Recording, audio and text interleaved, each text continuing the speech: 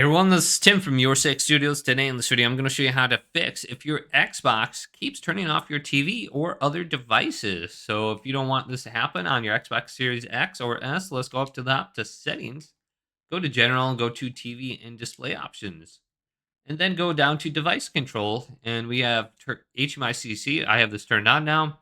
And there's options on the right, like console turns off other devices. So we can uncheck mark this.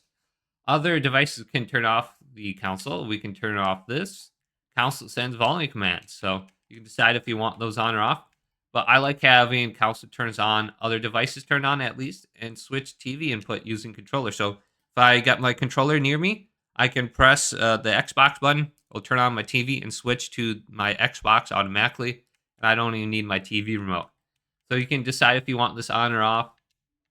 And this will allow you to control your TV with your TV remote. You can control your Xbox. So hopefully this video did indeed help you out. If it did, leave it a big thumbs up and subscribe to my channel down below.